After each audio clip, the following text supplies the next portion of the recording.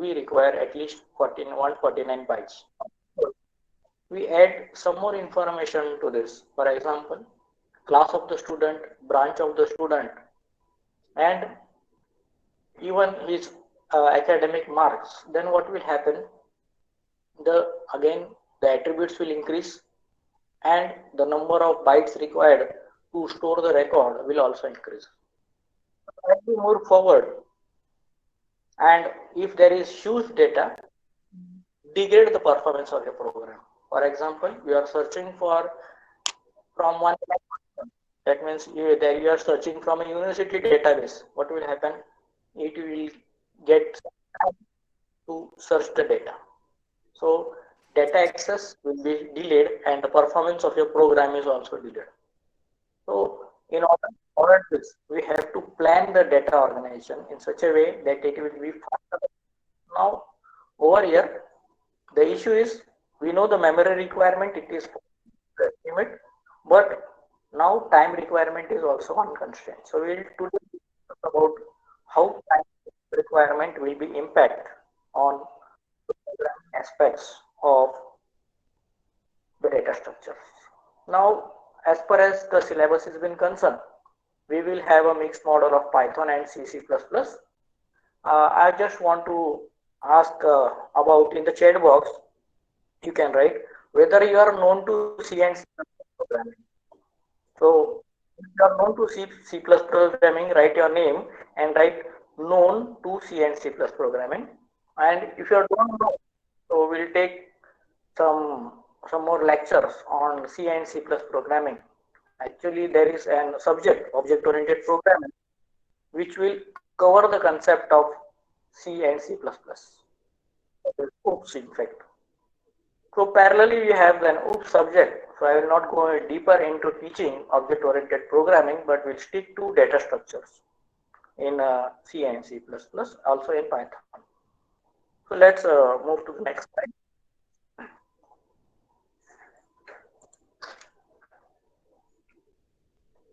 Okay.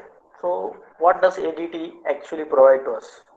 So it provides us essential information, that is give us some information such as the memory requirement and the operations that can be performed on the data structures.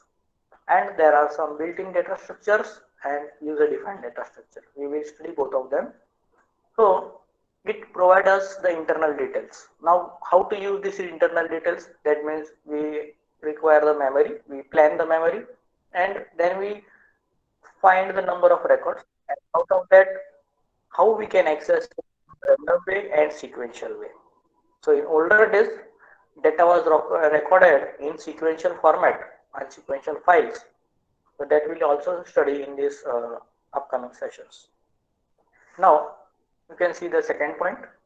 Internal memory and associated details are required by programmer. So a good programmer knows everything about the program and he justifies why he has taken a particular data type and what is the advantage of that and will it impact the program. So as a programmer, we have to understand the memory efficiency of the program for faster execution. So if we have less memory required, then naturally the performance of your program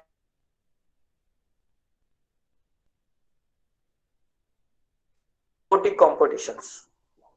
In that, two robots compete for some resources and one wins. This is what the efficiency of the program means. If you write efficient program and faster program, your robot may work faster. So when you compete for resources and if you are faster in accessing the resources, then naturally you get it faster.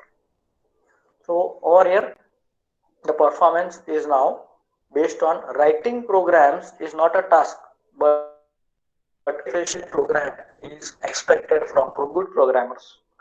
So if you want to become a good programmer, you should use minimum memory for faster access. Now ADT in practice is also concerned with related functions. So I already told you that we are related, some interrelated data functions are simply read and write to data and ordering of data, searching of data.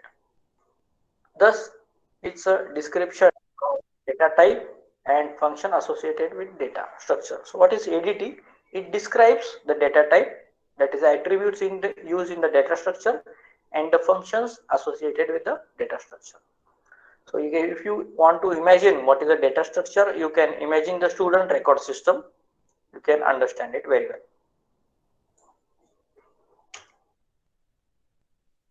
Now let us classification of data structure. In the previous lecture also we have discussed about linear data structure, that is arrays, list, linked list, stack and queue.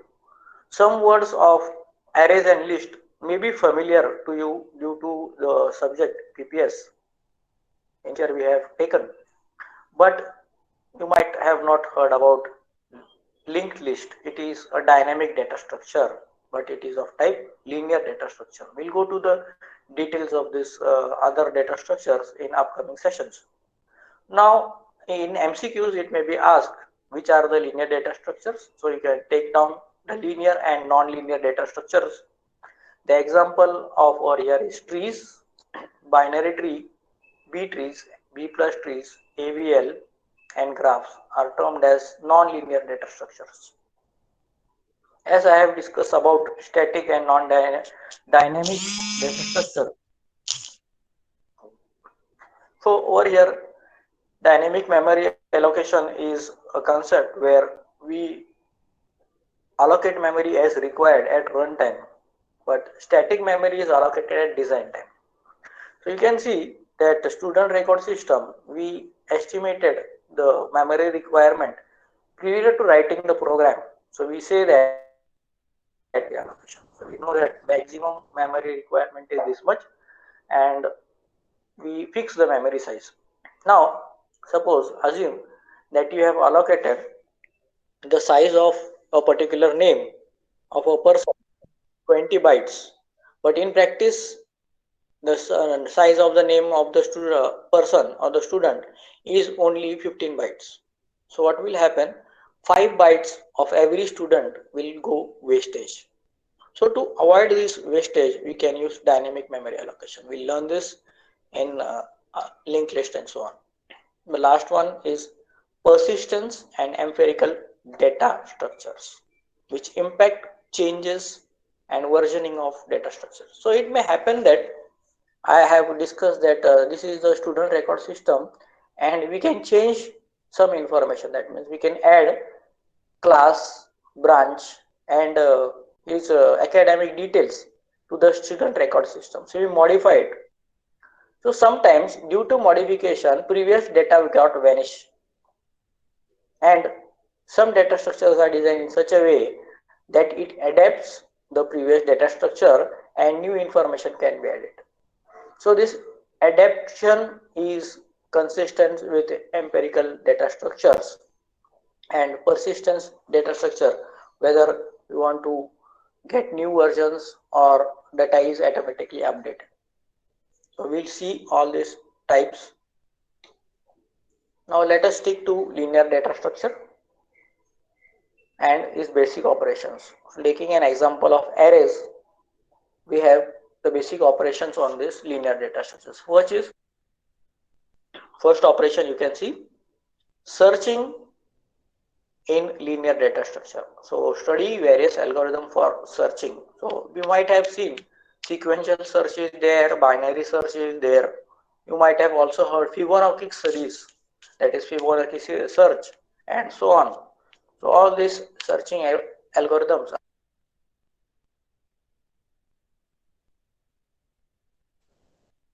Then sorting, we have two methods, ascending order and descending order, and even there are at least 8 to 10 algorithms that will do the sorting of data. So examples are bubble sort, quick sort, merge sort, radix sort, and so on. There is also selection sort. We will discuss this in detail when we are going for sorting purpose. Now, complexity analysis. Yes, we calculate the memory requirement, so it is concerned with your space. So space complexity, and we have time complexity. So this time complexity is concerned with your functions, where they take some time for execution of a particular program. Sorry. So we have to estimate the frequency of execution, and based on that we get a time complexity. So we have to choose the best algorithm for analyzing the time complexity and space complexity. Fourth point, you can see solve relevant examples related to polynomial, sparse matrices, fast multiplication, matrix operations, expression evaluation. For evaluating any mathematical expression, you can use data structures such as stack for evaluating the data structure for mathematical equations. And you can use data structures mainly in gaming. So major application is games. It is very interesting to study data structure if you wish to develop your own games, computer games in fact, and scheduling tasks. So scheduling task is related to what to be done at a particular time. Let us study the basic data structure, starting data structure, that is arrays. So here we say some information about array. You can see. Yes, everyone able to see the screen now? Yes, sir. Okay. So it is one form of linear data structure. The first point, it is one form of linear data structure, arrays. And when we say arrays, it is an abstract data type. That means it has some description related to the arrays. What is the description? It has some data type. So arrays can be floating point or integer arrays or character arrays. For example, we are taking it over here int a1 10. What it means? Int means it is an integer array. A1 means that is the name of the array. So you have to analyze this. Int means integer array. A1 name of the array, and in the square bracket we give the size. So size of array is here is 10. It simply means it can store 10 integers. So the array A1 can store 10 integers and it has a size 10. Also, let us create array for roll numbers. So we can create int roll 10. So it will store roll number of 10 students. Simply, we'll move forward. Another array, how you can create arrays. So first is int roll 10. We are just discussed it now. Second is float percentage 10. So over here, percentage is the name of the array. It is of type float, and naturally percentage is stored in some decimal point values. So we have some 70.50 or so 80 point something. That can be a floating point value. So we say that percentage of 10 students can be stored in the percentage array. Next is the name, which is of type character array, and size is 20. So when we create an array of characters, it is simply termed as string. So instead of saying character array, you can say it is a string. And for strings, it is terminated by a null character. So at the end of the string, it is terminated by a null character. Therefore, memory requirement for each array differs based on what you are going to store. Now let us see some examples of it. We are going to see the editing, that is what is an array. Now this is arrangement of some numbers, and we are thinking that my roll number is starting from, so you can see this is some array. Consider that each cubical block represent a memory. Again I repeat, each cubical block represent a memory in computers. So what is concerned with memory? It has some values. Suppose I say int roll is equal to 8. That means the size, there is 8 cubes in the memory, and you store some values over there. Now you can observe that above the cubes there are some numbers 10,000, 10,002, 10,004, 6 and so on. So what is this? Is nothing but we assume that this is the address where the data is being stored. For example, people live in house. So people is, we can say that roll number, and house has some address. So this memory has some address. Everyone getting this? So memory has some address and the house are sequentially arranged. Now we can assume that the size or capacity of that house, each house is 2 bytes. As we say INT 16, that is it of 2 bytes. So therefore, the address is not 10,000, 10,001, 10,002, 10,003. It is, you can see, the capacity of 2 bytes. Therefore, it is differing something. So we'll see this also. Now let us observe the last line. We have the indexes. So we array elements start with index 0 and the last element is referred by size minus 1. So if it is 8 is the size minus 1 is 7. So last element is 7. So you have to remember three concepts with respect to ADT of arrays. One, array has some value, or we can say that there are elements of the array. Second, array has some address, and third, array has some indexes. So these indexes are reference how you can access the data or update the data in the array. So what we discovered from this diagram? So first it discovers that array has some specific fixed size. So there are two types of array, static array and dynamic array. Once you declare a static array, you cannot extend it. Now you have to create a new one or of a bigger size. So static arrays has some limitations. Now creating dynamic arrays. So dynamic arrays, when the size of the array is not known at the beginning, but it is decided at runtime. But it is decided at runtime of the program, it is called as dynamic array. Currently we are sticking to static arrays. Arrays store element or values based on data type. So you have to remember that based on the data type, they store values.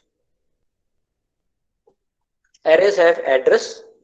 Name of array is base address or starting address of the array. So very important point, this fourth point you can see.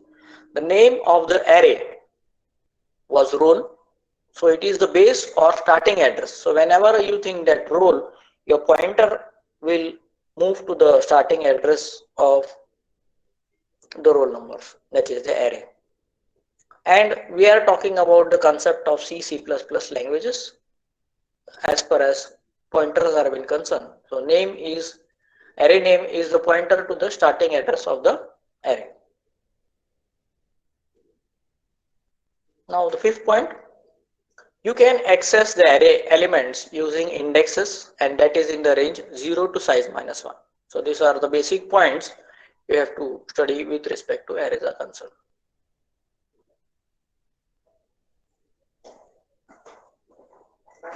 Lecture Now first operation on array, it is arrays are accessed by the index values and it is in range 0 to size minus 1.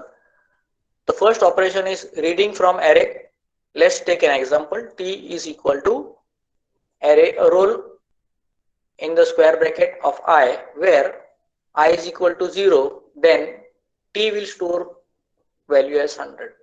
So you can observe roll of 0 is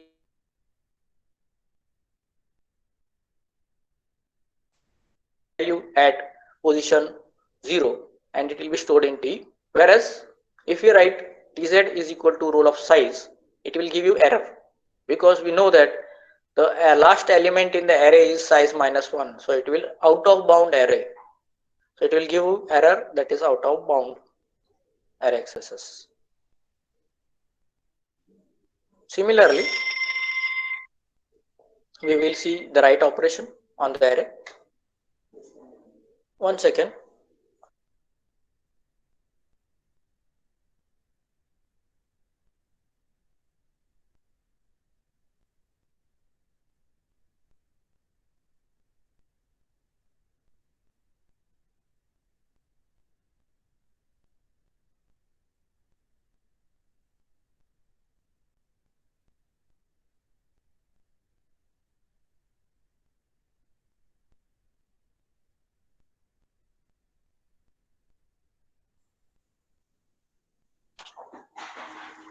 So over here, we will see the second operation.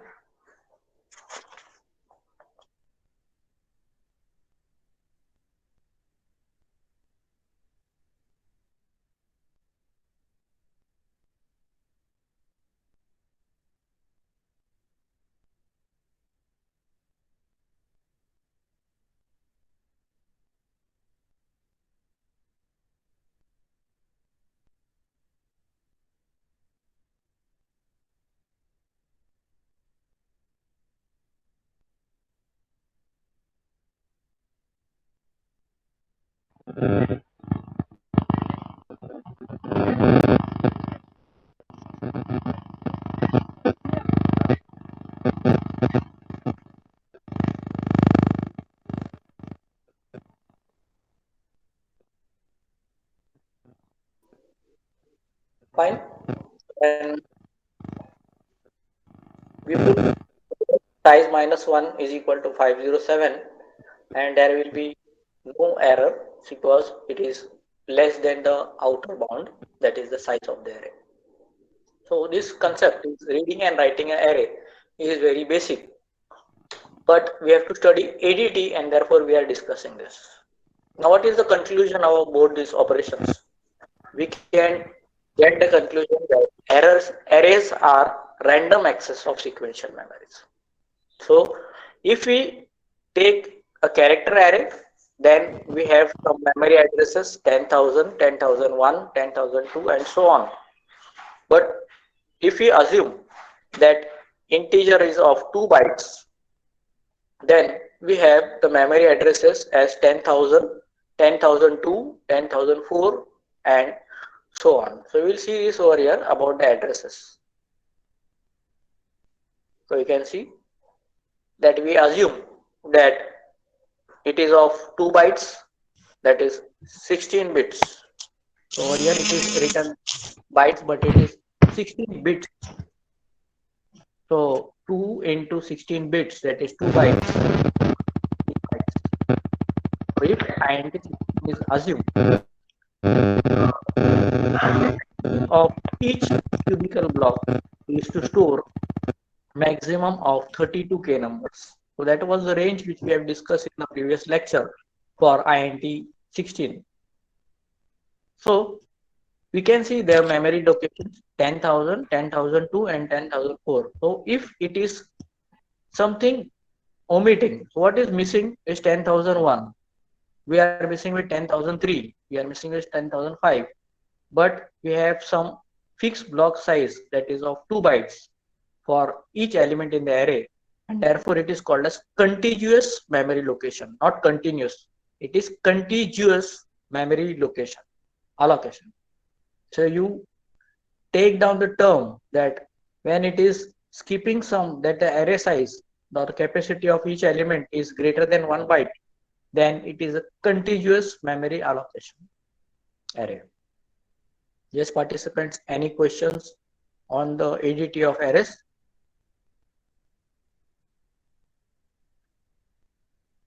Okay, so we'll move little forward.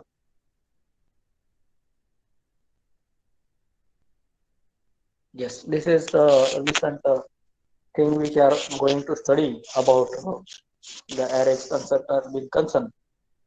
Now, what we are going to learn over here is traversing the array. So traversing means we are accessing all the elements of array in some sequential fashion. Assuming that you are using some tapes or tape recorders, you might have seen tape recorders in the old days. So they have some tape which has been accessed sequentially. So we think the arrays are arranged in the sequential manner, but they have some fixed size based on the element or data type.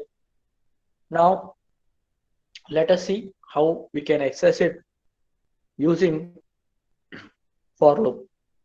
So I'll just discuss it in the term of algorithm for I in the range 0 to size minus 1. Next statement is print roll of I. So we know that I will change from 0 to size minus 1 and it will print all the elements of the array. So this is called as execution of instruction. While executing some instruction, the processor will take some time unit for execution. So what is the time unit? So let us assume that it takes n time units and n is directly proportional to the size of the array. Let us assume the print statement take one time unit to complete the execution. So this print statement over here, you can see it will take one time unit for one print execution. Since it is repeated n number of times, it is repeated by the for loop, then it will require n time units to complete all the printing work, all the elements of the array. Therefore, the complexity of that program is that it will require n time units. Therefore, it is called as time complexity of a particular data structure.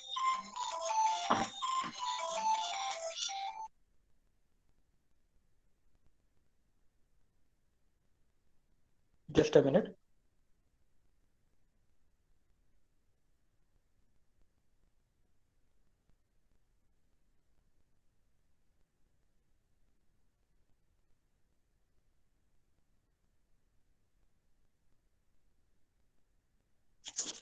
Now, this is a very important task, whereas time complexity measures has been concerned. So if you are able to analyze the time required for your program, then you can even write time efficient programs.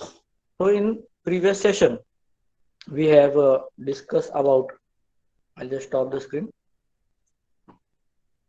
In the previous lectures, we have discussed about space complexity. That means the memory requirement by a particular program using data structure. Now in today's session, we reach up to time complexity. That means there is some time required to execute a linear data structure or non-linear data structure. Yes, participants, any question in today's session? No, sir. Sir,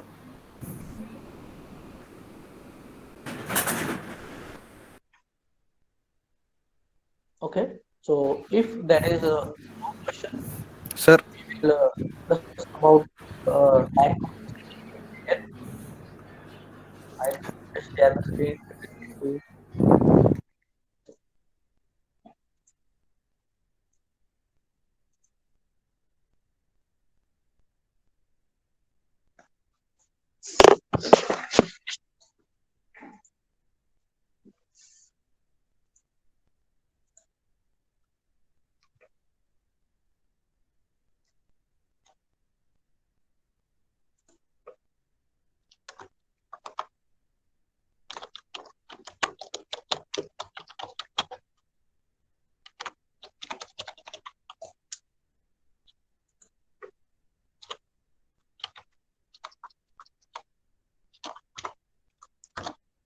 Now we have just studied about the first program that was displaying the contents of array.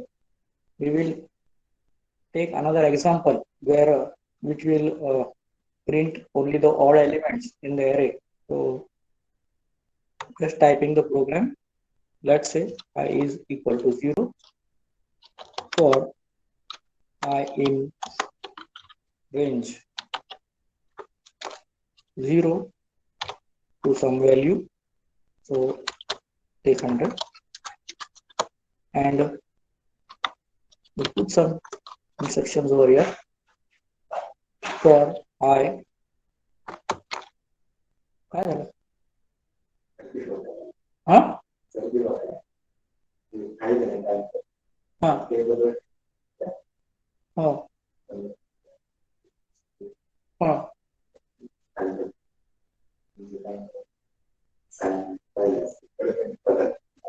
बरं बरं बघतो मी. Okay, let us take a simple example. Now I am typing is in the form of an algorithm and not a code. So just take care that it is not a Python one. This is just an algorithm. And for basic understanding, let us put some numerical values. That is the serial number.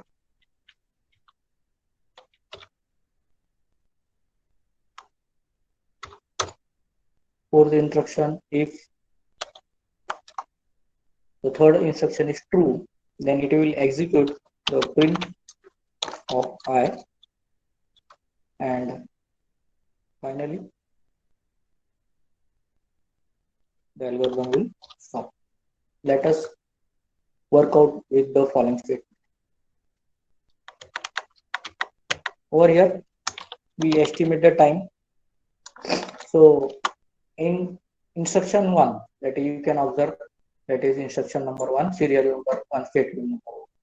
We will require one time unit. So we say one time unit is required for execution of that. Now let us assume the time required over here. How many times this loop will be executed? So naturally it will be executed 100 times. 0 to 99.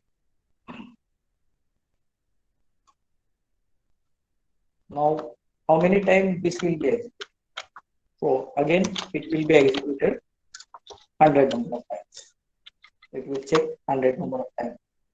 Now we have this print statement which is executed if the third instruction, that is the third line statement, is true. Then can anybody guess how many times it will be executed? Yes, participants? 50 times. The third statement implies that if it is an even number, then the output will be 0. So from 0 to 100, there are even and odd numbers. So we assume that there are 50% even and 50% odd numbers. So let us say it will be executed 50 times. And finally, we come out of the loop. This will be executed in time, one time.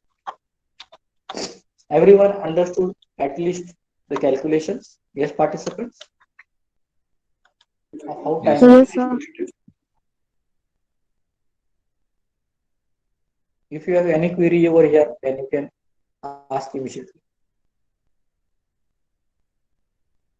Yes, any query? Is the time estimation is correct, or you have any doubt? Okay, so now sum the total time units over here. So we find the frequency 1, 252. So it is 252 time units. So this is where we say that it is time complexity of the program is 252 times. Everyone getting how it is been estimated? Yes, participants? Yes, sir. Yes, sir. So we say that in worst case, we will require this time for if printing the even numbers or odd number will require 252 times. Now let us make a simple change. What we change over here is whether we are getting a true or false value. So if we have an else statement,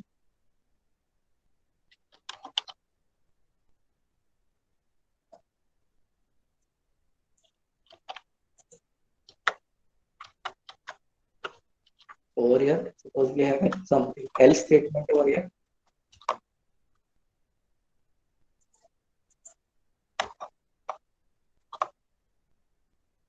Let's say it is a statement number 2, and if it is false,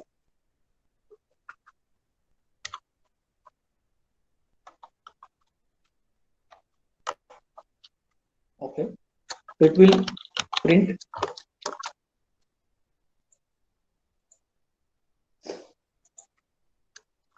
odd numbers.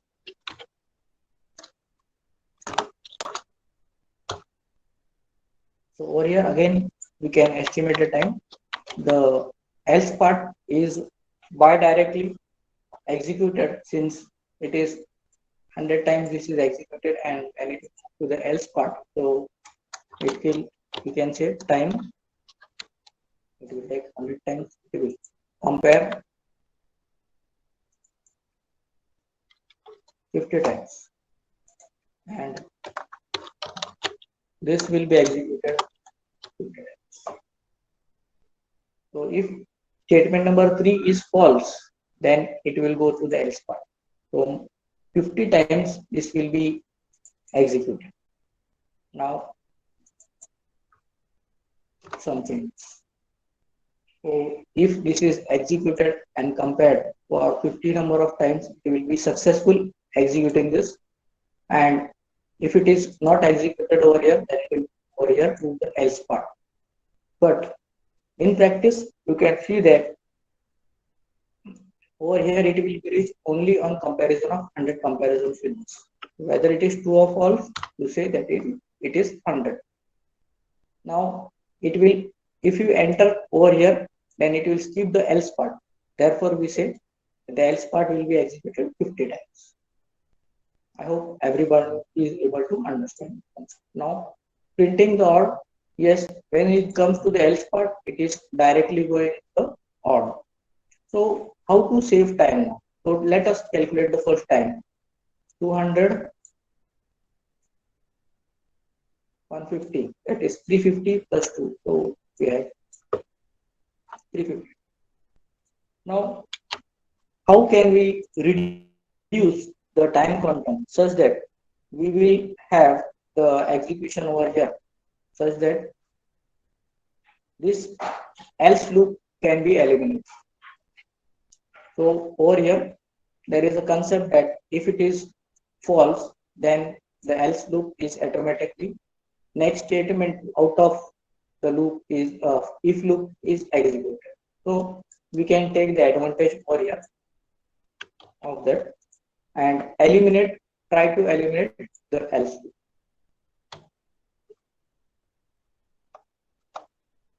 So over here we can say it is statement number 2. हाँ बोला madam.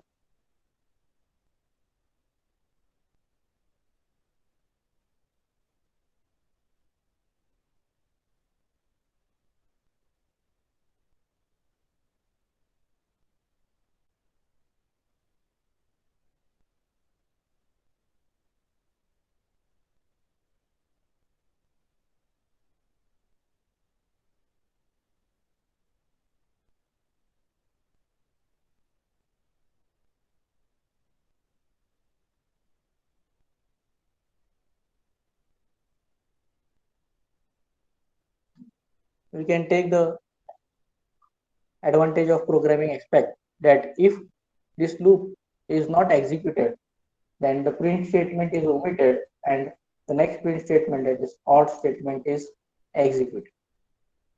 So over here is that sometimes we don't require this, but what will happen over screen here? is not visible. This will be printed 100 times.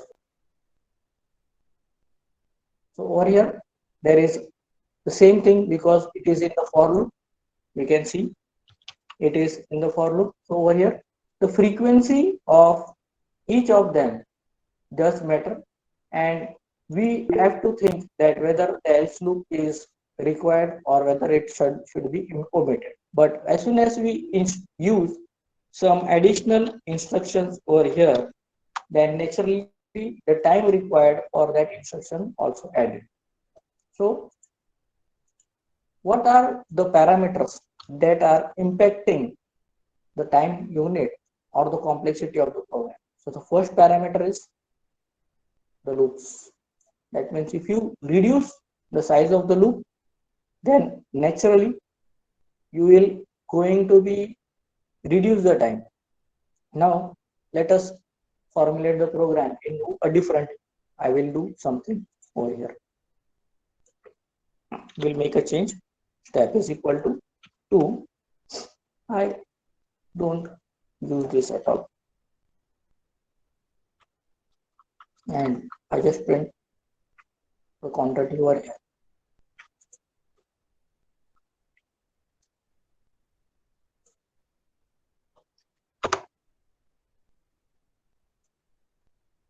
No need of this. And see what we have done. We have reduced the program size to 102 because it is ranging from starting from 0 to 100 and the step is 2 and it is simply printing the value of I.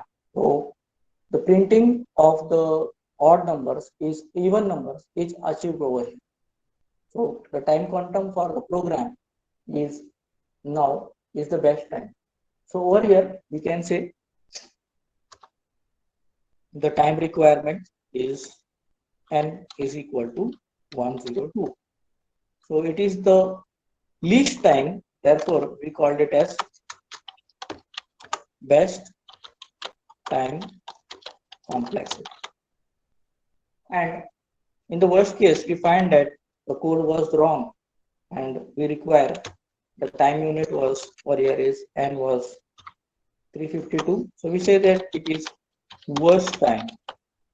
So when you write a worst time program, that means there is something, some improvement is required into the execution of it. So you have to remember that by modifying the loops, by modifying the if statement or eliminating the if conditions, you can achieve the best time.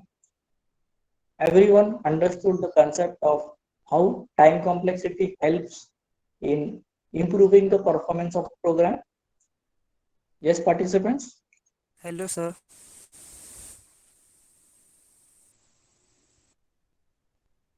समजते का काही doubt है?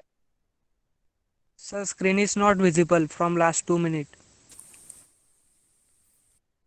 Okay, so over here we have just basic information about time complexity analysis, and we know that we have taken step 2. So naturally, your time required for execution of the particular for loop is reduced by 50%. Naturally, it is going to execute the finish statement 50 times, that is n times, and this is 1 over here. Now, let us estimate that the total number of loop time over here is, let's say it is n is equal to 50. Then move to the next instruction and we put again n is equal to 50. So let us formulate it in the form of a formula. Over here, the total time complexity is n plus 1, n plus n plus 2. Everyone agreed with the formula? For the frequency, the total frequency or the time quantum required to execute the program, it is n plus 2. It is nothing but you get 2n plus 2. So The screen is not visible. Okay, screen is not. Okay, 1 second.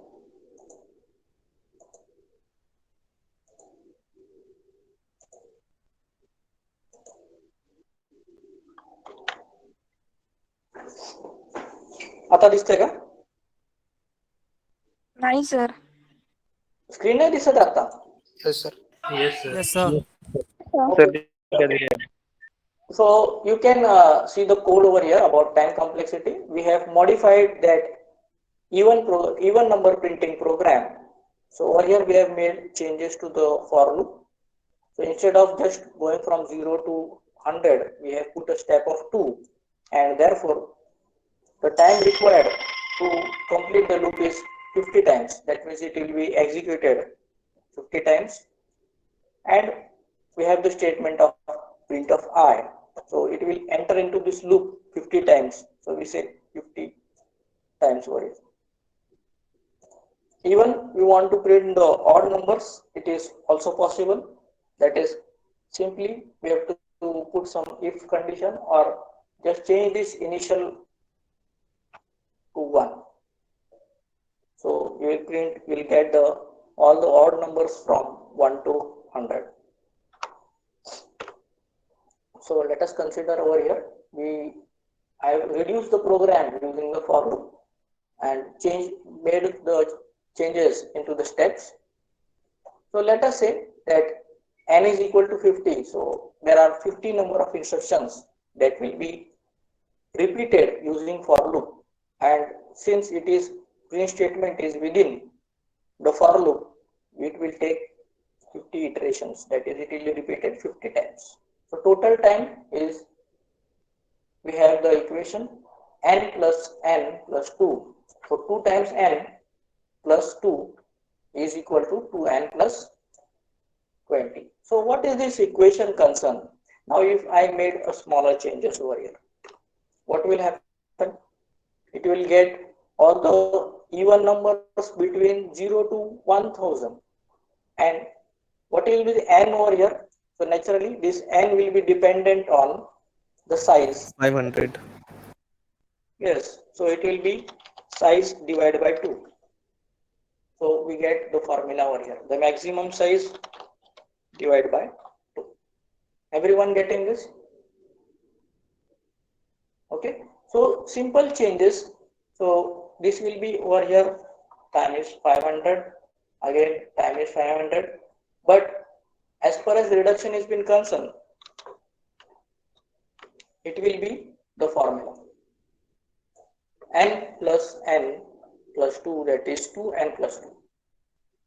And today we just implemented the formula based on the equation. So n is what?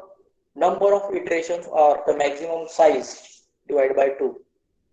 So number of iterations, maximum iterations, we get the final answer, it is 2n plus 2 is the complexity of the program in dynamic sense. Everyone getting this? How it is 2n plus 2? Yes, participants? Okay, so for clear understanding, we can take even one more statement, that is size is equal to 1000. You can put the maximum size. So it is n is equal to number of times, that is size divided by 2, and over here only one time unit is added. So time 1. So it will be over here, instead of just 2, it will be 3. Everyone getting how the modifications are made? As the instructions are added to the program, it will add to the execution time. So this is the execution time required in best case. So 103 is the best time for 50 numbers. Now if it is 1000, then it will be 1003. That is the best time for execution. Everyone understood the concept? Yes, participants? Okay. Now to analyze something more better. So we say that if it is executing in some time unit, let us remove some constants. So we should remove constants.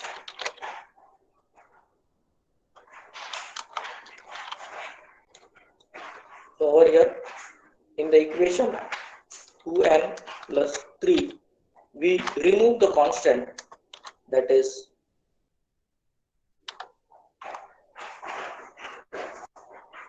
after removing the constant we have only n, and this notation is called as the best time of your best time complexity. So we have to omit 2 and we have to omit 3. So 2 is a constant. 2 is a constant, so we remove it. Also plus 3 is some constant, therefore we remove this 3, and finally we get the best case time complexity is O of n. Everyone getting the concept? Yes, participants? We will go with the time complexity detail in next lecture, but currently you study about how to analyze the frequency of each instruction. So if it is going to execute one time, just write 1. If it is executing again one time, you just write 1 time unit. Now, where there is confusion in for loop, so it is dividing it by 2 because the size is 2. If I put it 1, what will happen? It will be executed 1000 times. That you have to remember. Again, over here, this will be 1000. So these changes are dependent on the for loop. So you have to concentrate on for loop, if loop, where you can make mistakes in analyzing the frequency of execution of the instructions. Okay, so as per as today's session is been concerned, I think this is a sufficient example to start with time complexity. We will study 3 cases of this. One is the best case, another is the worst case, and another is the average case. So this calculations of this is really interesting and complicated, but we have to concentrate it as the subject is with concern and you want to become a good programmer, then definitely you should able to analyze the time complexity of your program. Yes, if there are no questions, I have inserted that attendance link in the WhatsApp group, and there is a code for today's lecture. You can give the attendance for today's session.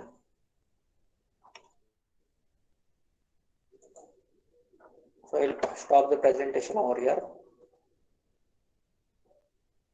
Yes, participants. If there are no questions, I recommend you to give the attendance. The link for the attendance is on your WhatsApp group. You can maintain that attendance link throughout, but there will be different codes daily for each lecture. So thank you very much for attending the session. We will terminate the today's session over here. Thank you.